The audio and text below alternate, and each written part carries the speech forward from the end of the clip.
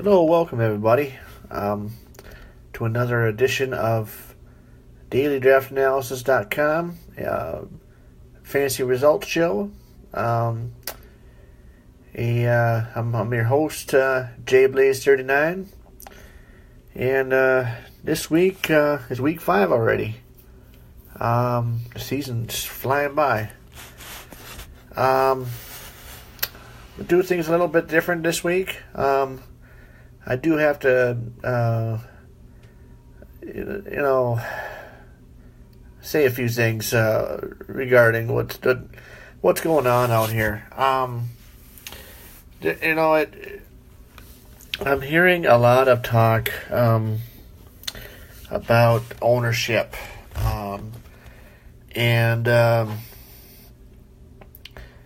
the guys that are playing cash, we can't worry about ownership whatsoever.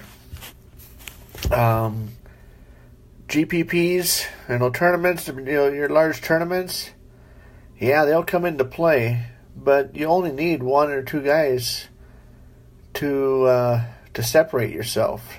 You can have, in fact, you need to have a little bit of chalk to keep up.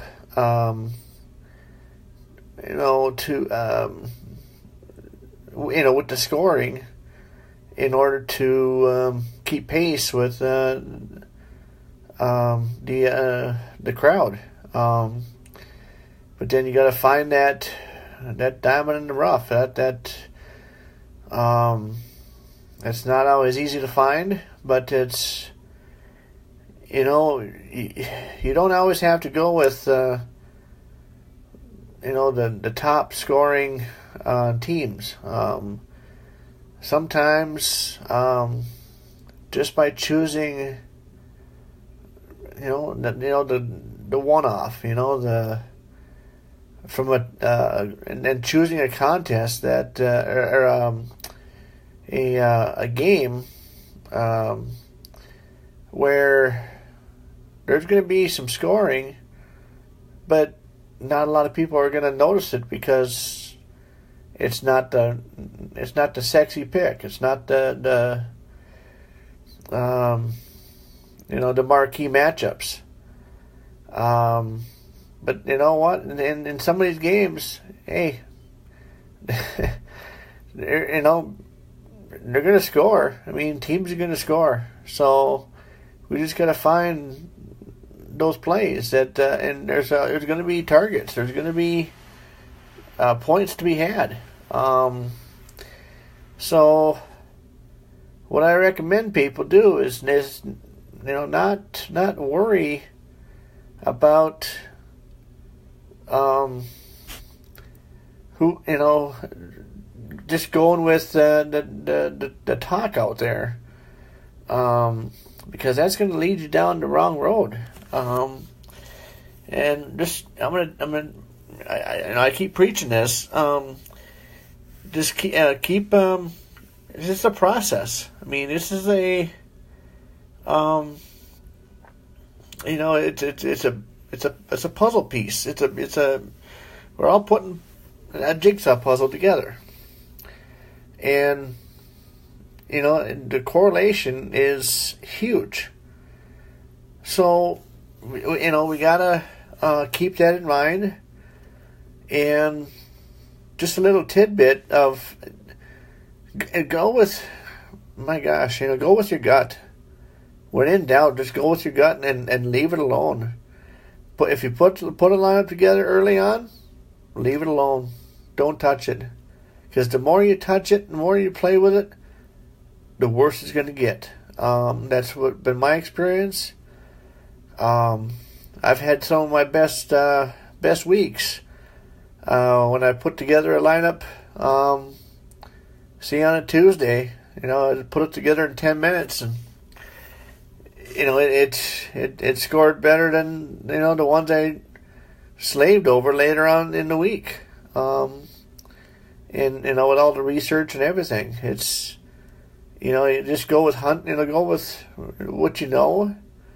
Trust your process, and if you have an indication to hey, I want to play this guy or that guy, or make a new lineup. But make sure you have coverage. Build your foundation, build your base with your cash. Those lineups. That way you're covered. Then you can build your hybrid lineups, which is your hybrid lineups are your cash safe plays, but they have some upside. And they're still, some of those are still good enough to win, a smaller tournament also. Some of your triple ups, quadruple ups, 100-man, they might not win you a big GPP, but they'll win you some, enough to keep playing, and to profit.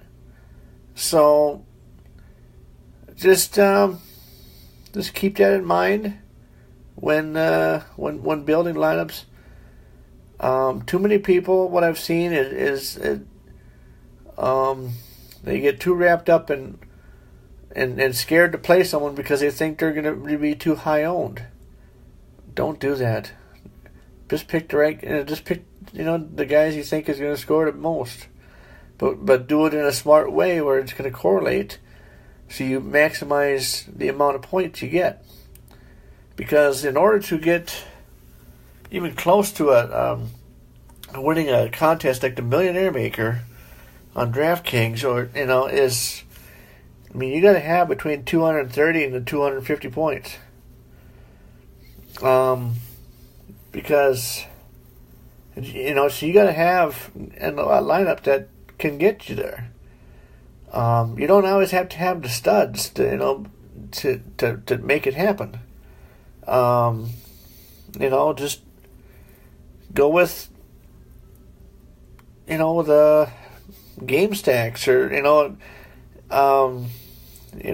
just I wouldn't worry about what the mass amount of people are talking out there, because a lot of the people with the big time voices, the Levitons and Peter Jennings, just some of the Roto Grinders. I mean, some of those guys, they're gonna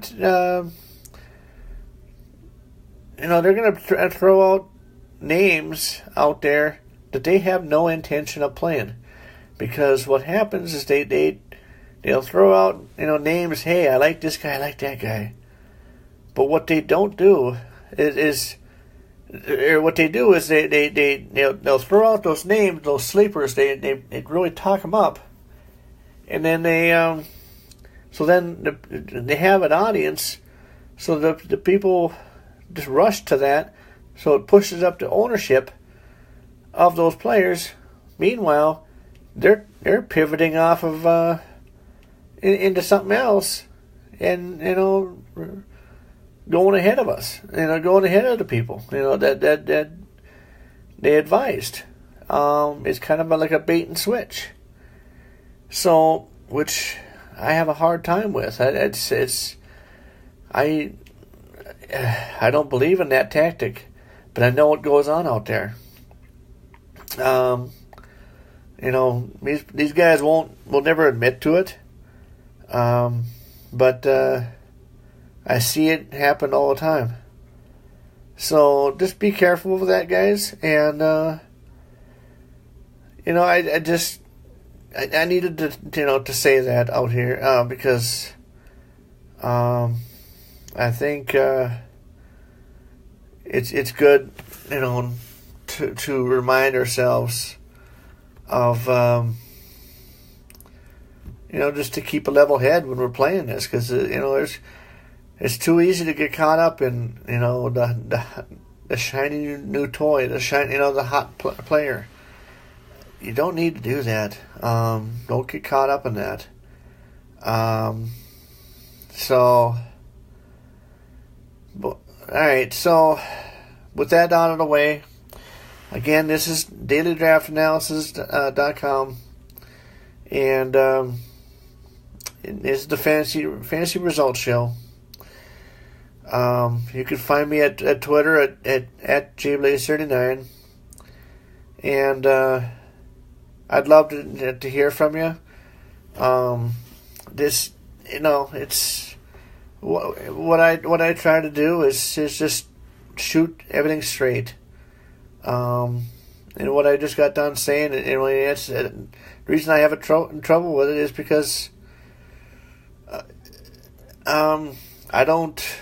When I give advice, or when I'm throwing out lineups, or when I'm throwing out people I like, and breaking down each game, these are guys that I actually play. So, and and some of the guys out here have been doing well. I've seen some of the scores, and it's been paying off for some of the for some subscribers out here. So, and I love hearing that, because that's what this site is all about. That's what my whole goal is to build or to get more people to to win some money, to make some money. This is a simple game, simple process. We overcomplicate it too much. So, and myself included, I overthink it sometimes, and that's a problem. But I mean, it's you don't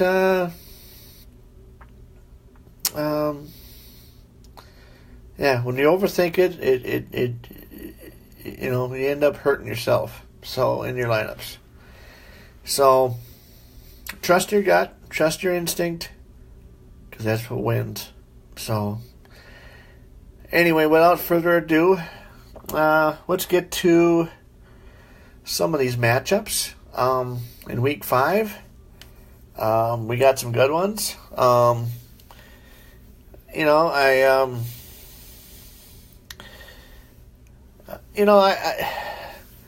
can kind of break down each game, and then kind of give kind of a different by position who I like, and I think I might start coming out with a cheat sheet that I'm going to put on the site for people for the subscribers to see. I do my rankings every week. And they are updated. I usually update them like on Tuesday, Wednesday. So, and the podcasts are going to be done every Friday now. I was doing it earlier in the week, but I decided that I'm gonna wait till Friday to do it, just because that way I have the most up to date information. You got injury reports on who's practiced all week and who hasn't, and so you have a better idea. That way I can give a more definitive lineup advice here. So I figure that's only fair. And it just works out better with my schedule too. So because during the week it's kind of crazy for me. I work 50 hours a week, driving trucks, so and then taking care of my son full time. So hey, this is a passion, so I mean I love doing this. I love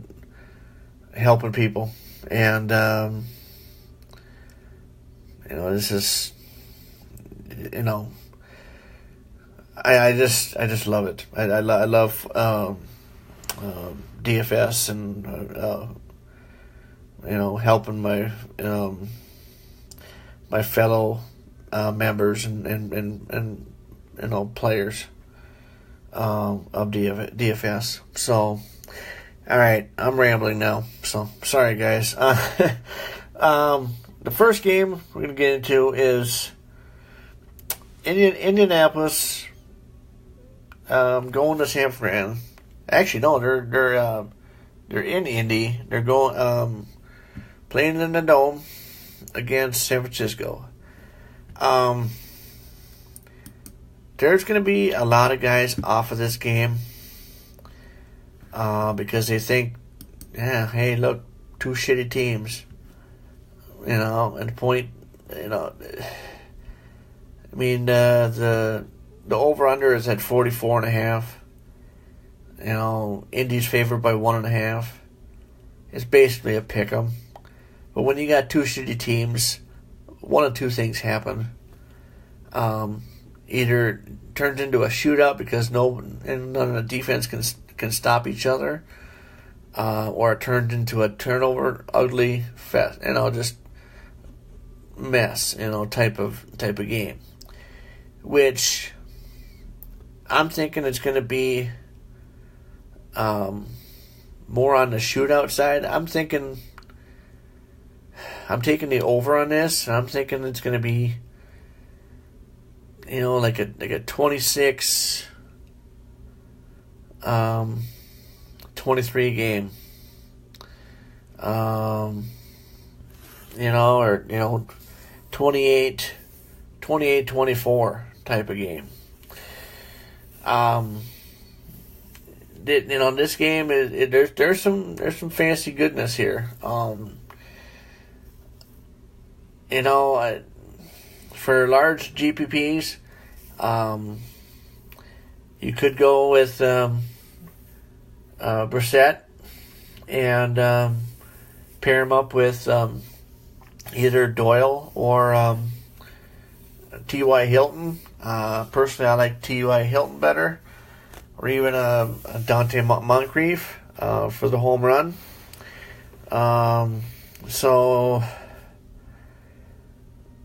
Another sneaky play could be Frank Gore. He can be very low owned. He catches the ball a little bit. But the 49ers, don't really stop the running game. So, plus, Gore used to play for the 49ers. So, I mean, there's it's been a while. But there could be some incentive there. So, just FYI on that. I don't know if that that narrative really fits as much with football or as it does with basketball or baseball. But it's something to consider. So, on San Francisco side, I go with, Brian Hoyer and Pierre Garçon and possibly Carlos Hyde. Carlos Hyde's going to get most of his action through the dump-off passes, I think, because Indy's pretty decent against the running game itself. So,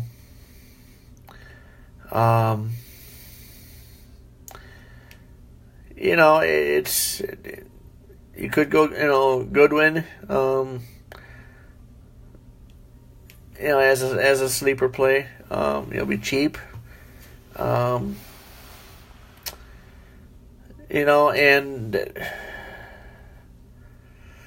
that's those plays that I just laid out are for GPP mostly. But what that affords you to do is if you do any of those combinations, is you can load up on those studs everywhere else. You know, you could also do Indy Defense and Frank Gore as a duel if you think it's going to be a defensive battle. That could be one way to go too. So kind of mix and match how you want to do it. So moving on to the next game is going to be the LA Chargers. That just doesn't sound right. And the New York Giants. You know, the Giants are favored by 3. Over under is 44.5. I have a theory about this game, or this. It's not. It's. I've heard a few people talk about it out there, but you know, there's a perception that West Coast teams going east, going across 2 time zones, and playing the 1 o'clock game is usually at a disadvantage and doesn't play as well. I think there's some merit to that.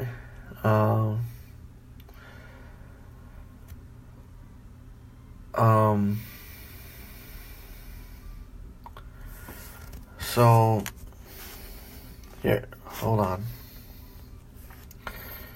Alright, sorry about that, guys. We're back. Now, this Giants Chargers game. Chargers going across 2 time zones, and I think there's some merit to teams struggling that do this.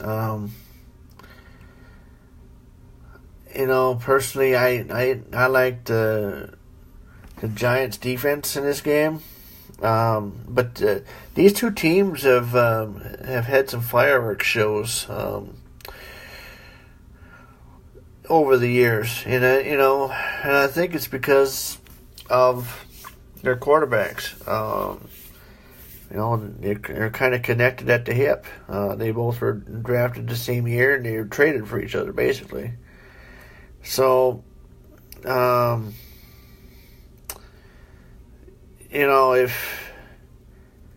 you want to game stack this one for a large GPP, I mean, you could go with Eli and Odell, or Eli and Evan Ingram. Evan Ingram is probably my favorite play in this.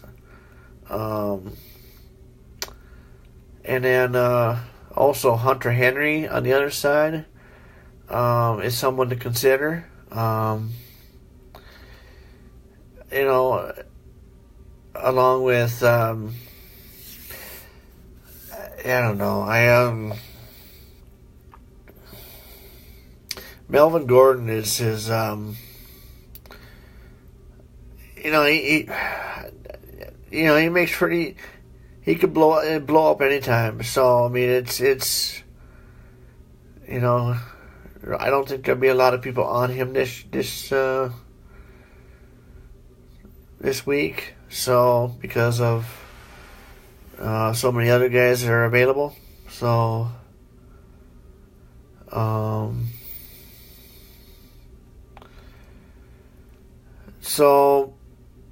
I just,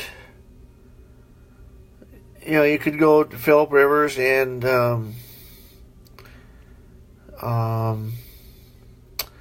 Keenan Allen,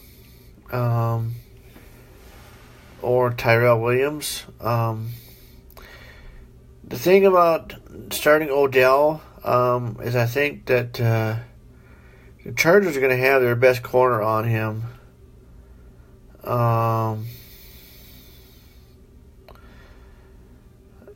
And he's a pretty good player, so that could be a little tricky. So, but if you really want to get think outside the box. You could go with Wayne Gallman. I think he's going to get some run this week, and pair him up with the Giants defense. That's kind of, and then if you want to, have Ingram in there at the same time, that's an angle that could work in large field GPPs only. That have that trifecta of Gallman, Ingram, and Giants defense. So,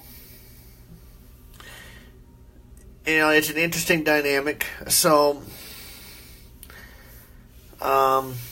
just something to consider. But let's move on to the next game here.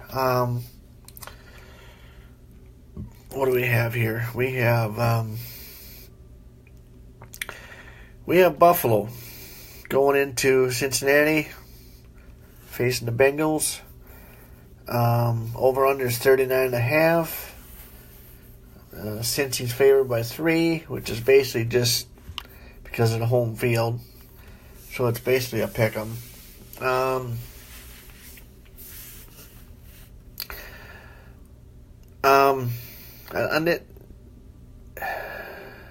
I don't really have a whole lot of fancy goodness in this contest, other than possibly Tyrod Taylor and Charles Clay. And both defenses are pretty good. So, you could go with Buffalo defense has only given up 1 touchdown all year, or offensive touchdowns.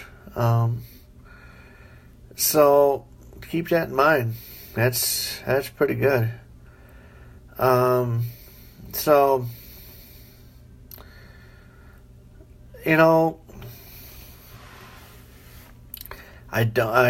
what you could do is do McCoy and Buffalo defense. You could go Cincinnati defense and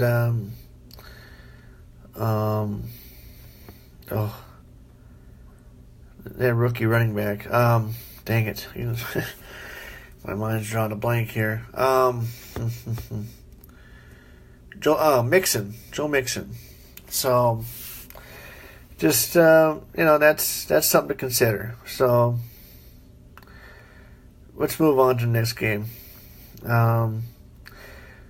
This is a game I kind of like from a large field GPP, and that because nobody will be on it. And that's the New York Jets at Cleveland. The over-under is 40. It went up from 39. It's a pick'em. Cleveland was favored by 2.5, but now it's a pick'em.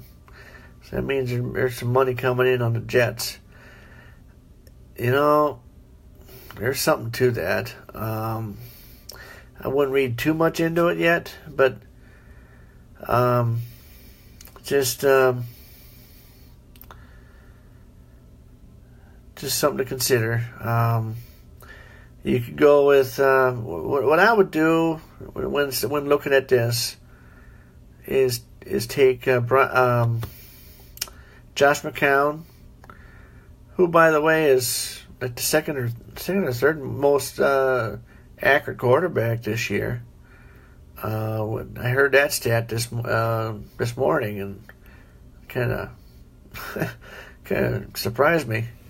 So, but anyway, you could pair him up with Austin Seferian Jenkins. Say that fast 3 times. It's there's a lot of talk about Jenkins this week. I think he might be safe for cash even. So, which sounds weird to say, But you could go Bly Powell. But the guy I kind of like is this new guy, this McGuire.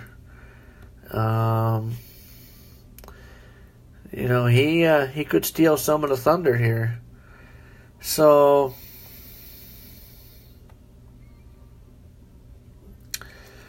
it's Cleveland's terrible against the tight end, so Jenkins is definitely in play, and McCown likes to throw it to the tight end. So, you could go with Robbie Anderson getting over the top on Cleveland. That could be a sneaky play. But on Cleveland's side, there's I heard somebody this morning touting Ricardo Lewis, and it's kind of an intriguing angle, because Kaiser, DeShone Kizer likes to throw the deep ball. So, it could be something that, like a one-hit wonder type of scenario. And with DFS, that's all we need. So I wouldn't be opposed to taking a flyer on Ricardo Lewis. So, I'll probably have one share of them. So,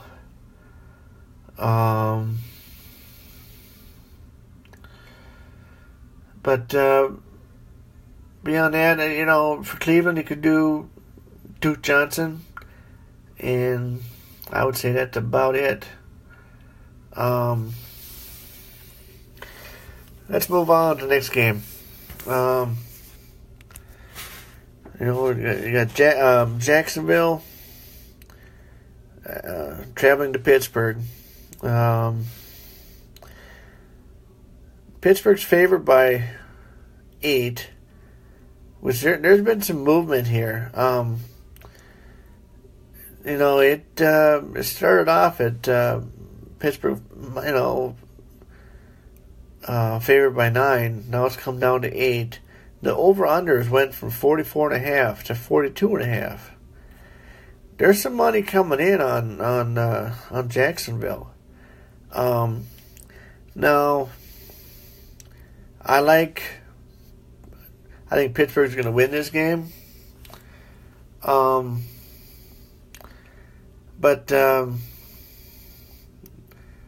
I like the Le'Veon Bell Pittsburgh defense stack a lot. And that, in fact, that's going to probably make up some of my core lineups. As much as I hate to say that, being a Ravens fan, but hey, stats are what they are. So,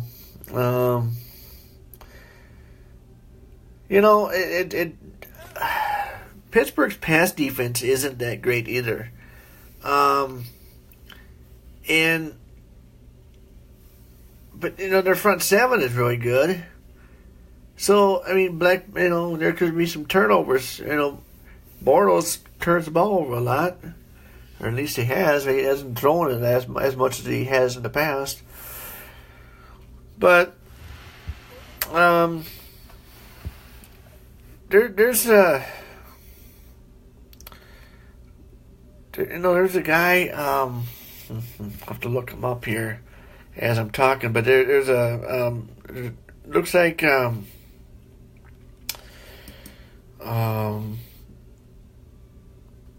the receiver from Teepers. I'm drawing a blank here. Let me look it up here.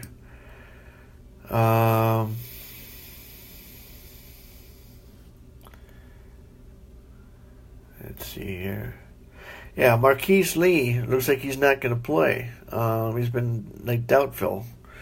So, there's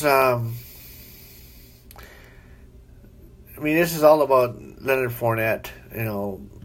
He's going to tout the Rock a lot.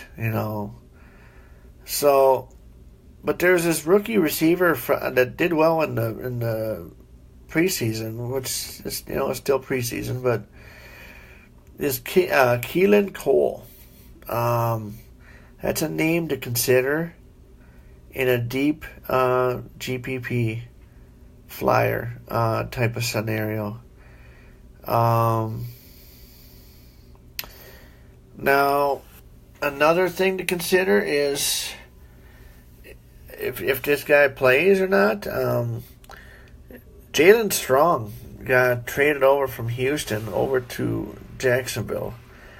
Well, they're going to want to play him eventually. So, that could be something to look at too. From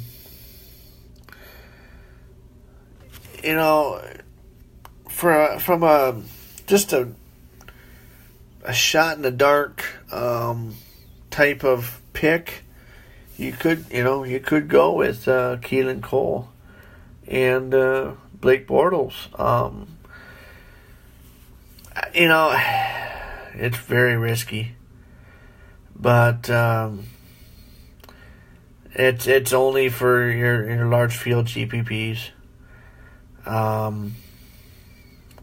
So that's something to consider.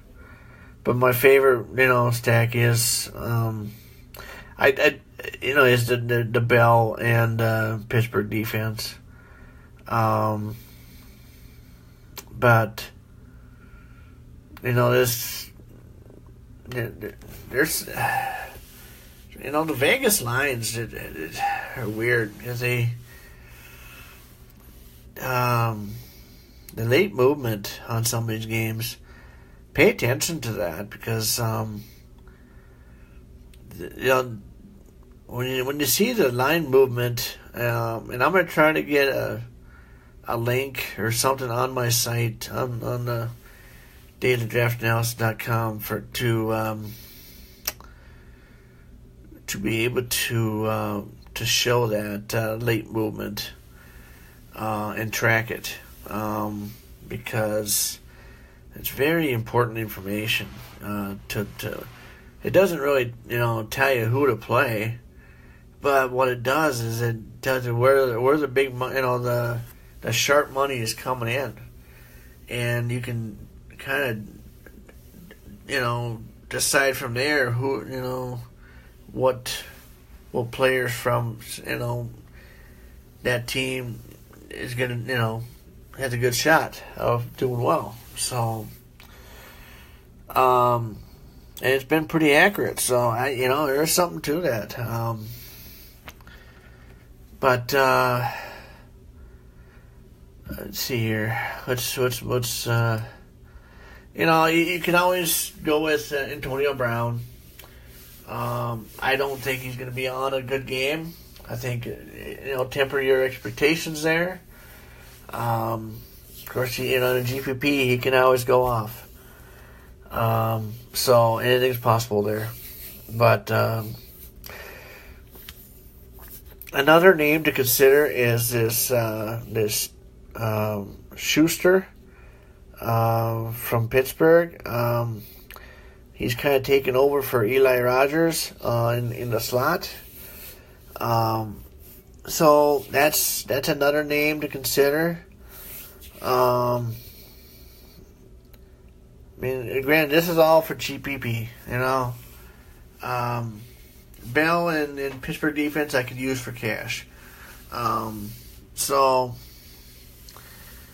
I guess you could go Allen Hurns, but I don't trust him. So it's Leonard Fournette's going to get you a touchdown. Beyond that, who knows what he'll get you. So, I don't know. let's move on. Next game is Tennessee at Miami. I'm not sure if Mariota's playing yet. Keep an eye on that. If he does, I like Mariota against Miami here. And I like pairing him with Delaney Walker or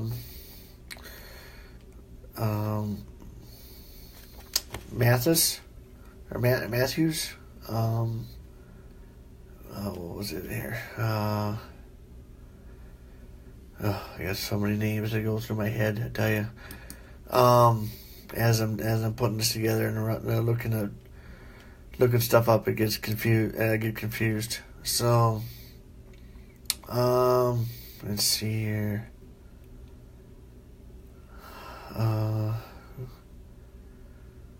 Who was I looking for? Miami? No.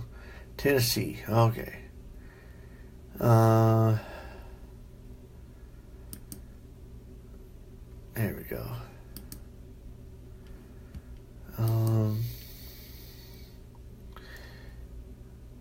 Yeah, Rashard Matthews. I was right. Okay. He's kind of the number one receiver there. I think Corey Davis is still out. And I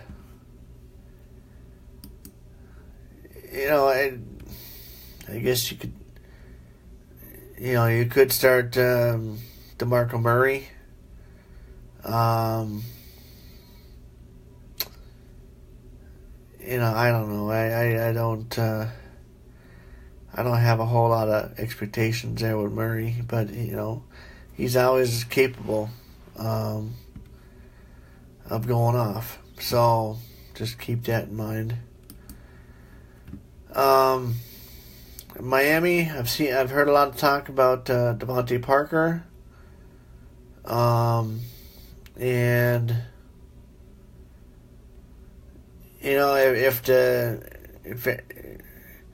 if Cutler's going to go off at any week, it's going to be this week. Look what Deshaun Watson just put up against Tennessee defense last week.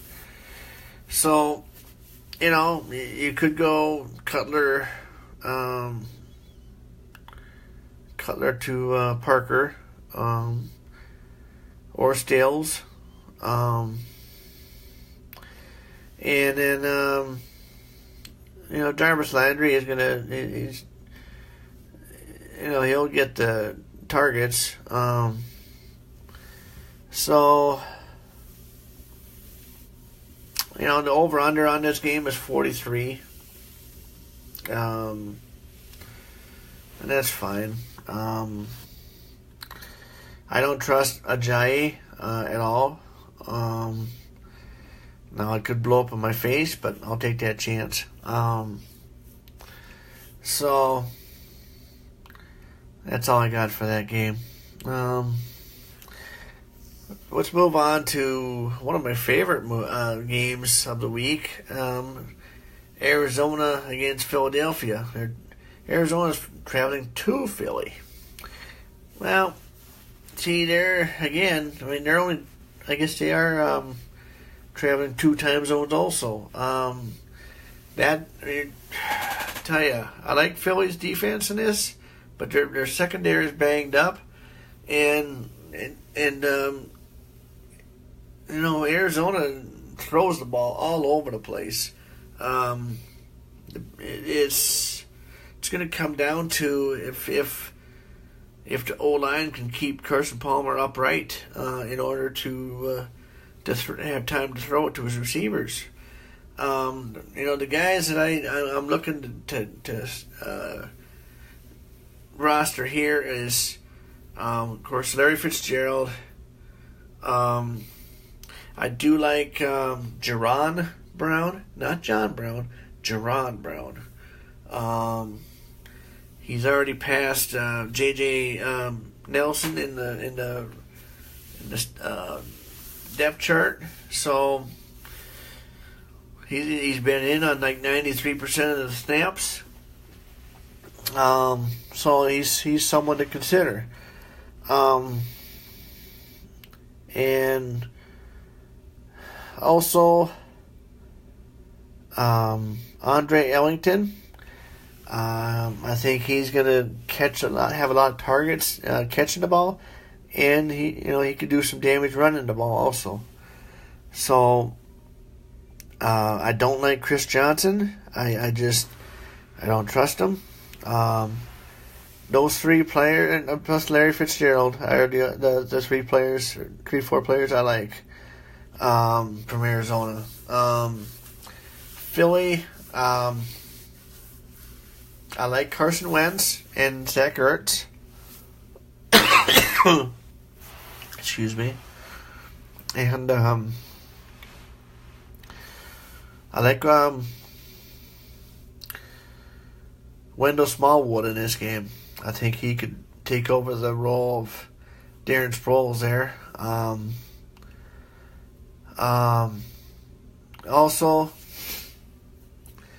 I'm going to play this one of two ways. I'm going to hedge my bets. Because, Philly's favored by 6.5. That's a pretty decent, number. You could go as a hedge. You could do the Garrett Blount and Philly defense, and hope it turns into a defensive battle, or Indian Philly gets out to a big lead, and then you just hand the ball off to Blount. So that's something to consider also. I don't really like the receivers from Philly. Maybe you could take a chance on Aguilar or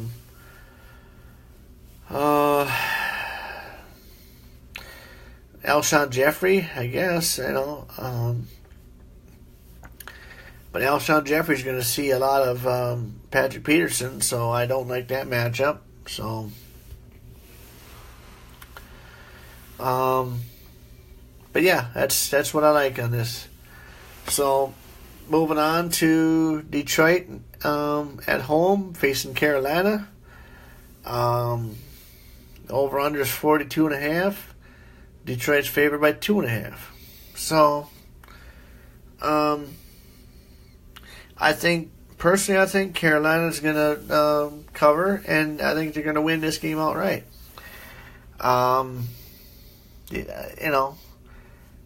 Which Cam Newton you're going to get, who knows? He's kind of a knucklehead lately. So, but the guy I really like in this contest is Christian McCaffrey. I think he's going to get a lot of targets. The Lions aren't very good at the pass-catching running backs.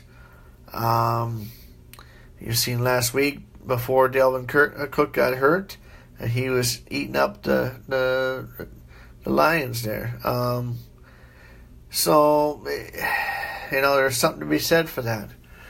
So, you could, McCaffrey hasn't had his breakout game yet. This could be it.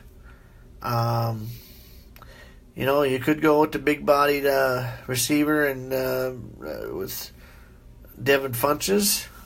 He's kind of come on and filled that Greg Olsen role, pass-catching role, I should say. He's kind of a converted tight end anyway, so seems to be a decent fit. So, it's for Detroit. You could go with, of course, Stafford at home, and Golden Tate going to get some targets, especially if they're in catch-up mode. Theo Riddick could be in play. Marvin Jones with the home run hitter, he could be in play. I also kind of like Detroit defense. Because here again, if you want to hedge your bets, he played this both ways. And it could be beneficial, to do it. Yeah, you might have some dead lineups, because of it. But then you're covered each way. So you got one that does good, and the other one that doesn't. Well, you hope the ones that do good do really good. So it's kind of for GPPs, this is kind of a strategy, to go. So also, let's move on to the next game.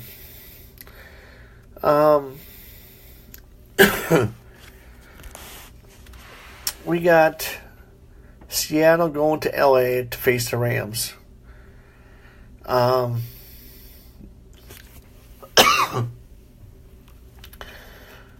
This game started as a pick'em, and at 46 over under. Now it's at 47.5, and Rams are favored by 1.5. I think there's going to be a lot of fantasy points in this game. This is a game I really like. If I'm going to game stack this one, I'm going to have Russell Wilson as my quarterback. I'm gonna pair him up with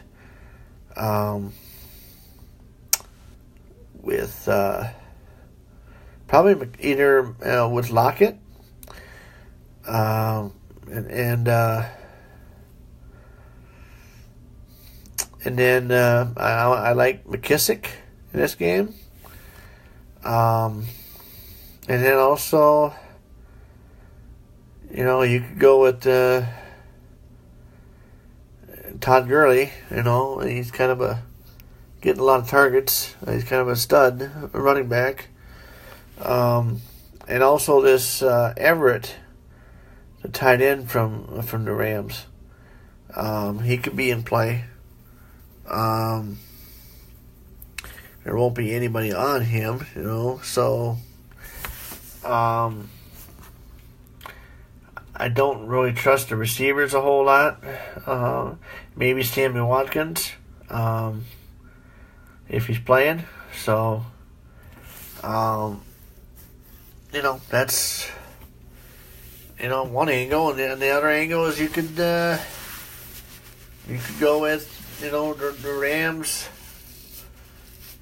defense with Gurley, or. You could also go with Lockett and the Seahawks defense. And the reason I say Lockett is because Lockett returns kicks also. So you kind of have that double dip factor in case he breaks one off for a touchdown. So then you get points on both ends. So That's a strategy you could use, and if it hits, oh my God, you're gonna win. So, that's something to consider. So, another game I'm looking at is Baltimore against Oakland. First. Okay, next game, after this one, is the one that everybody's going to be on. The Green Bay Dallas game. So, but the Baltimore-Oakland game, it's in Oakland. I do like Marshawn Lynch. And, ironically enough, I like the Raiders' defense in this. I know they've been torched lately, but the Ravens aren't really doing that well right now. at least offensively.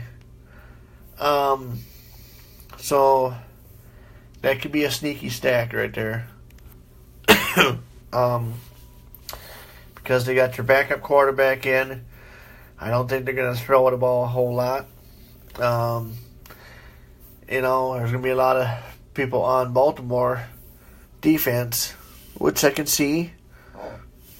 And I do like it because they're going up against E.J. Manuel as the quarterback. And, he's, known for throwing a lot of interceptions. So,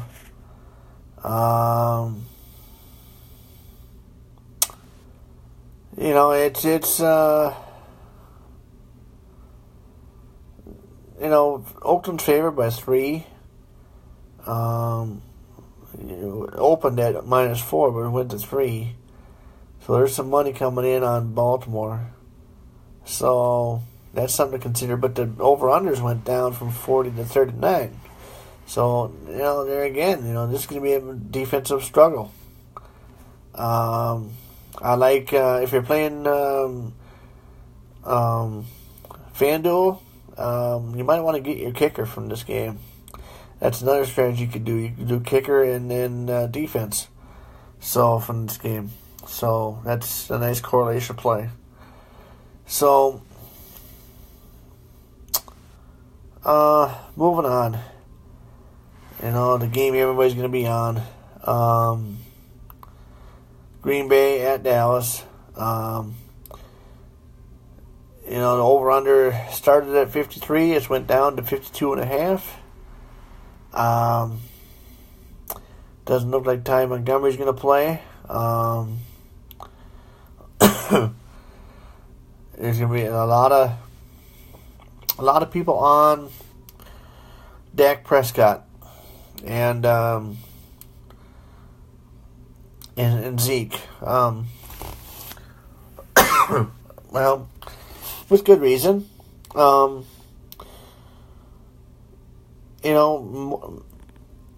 Mainly because of the salary cost for the quarterback. I think Aaron Rodgers will be lower owned because of his price tag. So, I like Randall Cobb a lot in this game. Jordy Nelson's Jordy Nelson. So, Dez Bryant is getting a lot of love in the industry this week. He's got a great matchup. So, but I heard today, the Packers are getting some of their offensive line issues, fixed for this game. They're getting some people back. So just keep that in mind. I don't think there'll be a whole lot of defense in this game.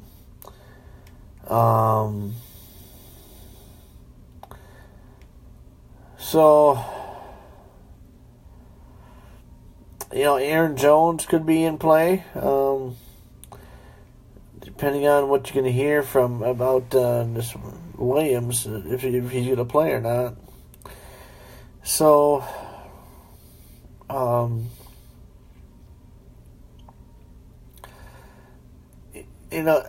don't like Witten in this game.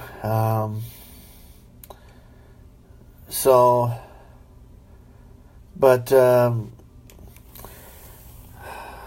Beasley could be in play. So, that's something to consider. It doesn't look like Adams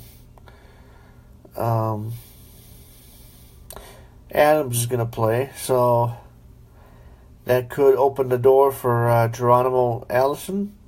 If you're looking for a flyer, it could be good. So yeah, let's move on to the next game. It's a Sunday night game.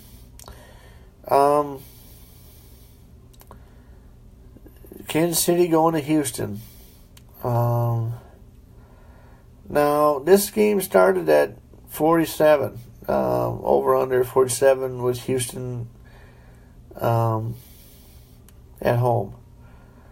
Now it's 45, and it's a pick'em. There's some money coming in on Kansas City. Well, they're the only undefeated team in the league, so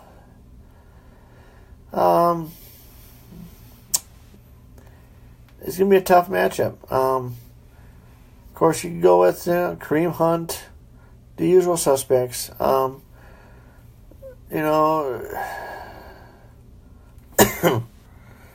Tyreek Hill, Travis Kelce, Alex Smith. In a slate where that includes a Sunday night game, I kind of like Alex Smith in this.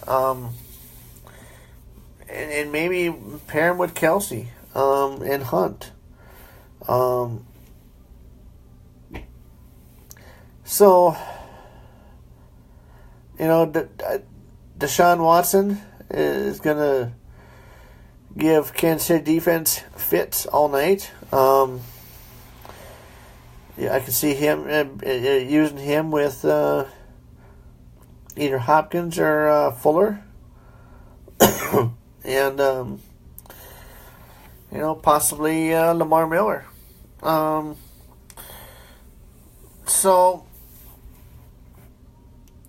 Or Ryan Griffin, tight end. So, let's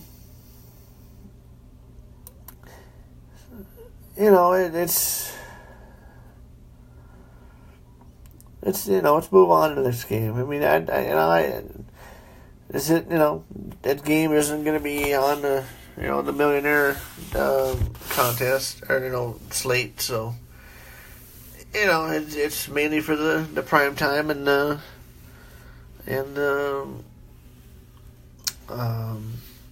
don't know what it is on FanDuel, but anyway, last game on the slate is Miami going to Soldier Field.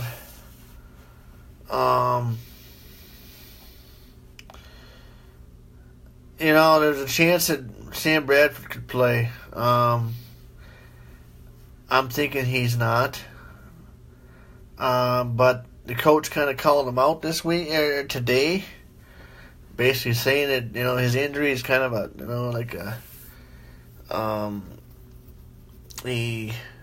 pain tolerance issue. There's not much really you can do with it. So, he might be needling Sam Bradford to get back out there, which, it could happen. So, and if it does, I like my chances with Diggs and Thielen. A lot of people are going to be on Latavius Murray, and for good reason. I think Murray would be good. Is a good play. With the Bears starting a new rookie quarterback, what I could see happening is Xavier Rhodes matched up against Kendall Wright, and I could see Deontay Thompson being the other guy, and him and Trubisky had a good rapport during the preseason. That's something that piques my interest. So because of the familiarity, so the one thing that concerns me about this is the Vikings have only won 2 times in out of the last 16 years in Soldier Field. There's something about that field that it's like a kryptonite to the Vikings.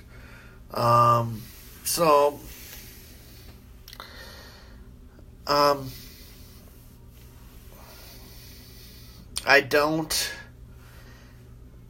really like Jordan Howard this week. I know he could do some things, but maybe just for a couple minutes, have him out there. So it's you could go with Cohen, but I don't think he's gonna do much with those catches. He may catch a bunch and be targeted, but he's not gonna get any yards after the catch or nothing. So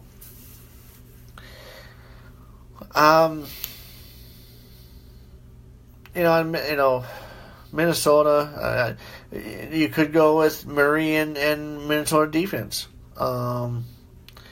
So that is something to consider.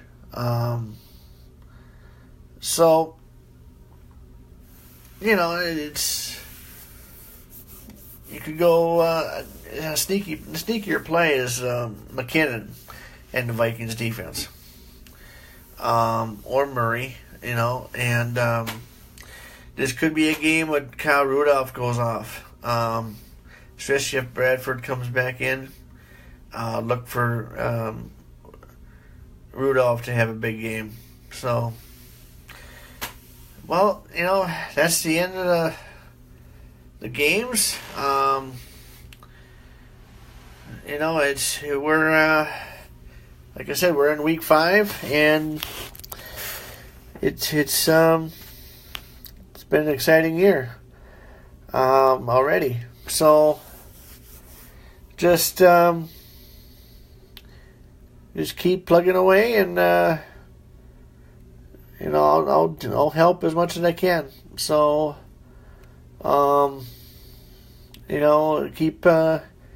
keep sending your messages of showing your lineups.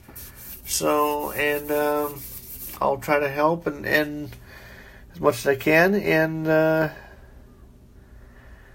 let's go win some money. All right, good luck, guys. Thanks.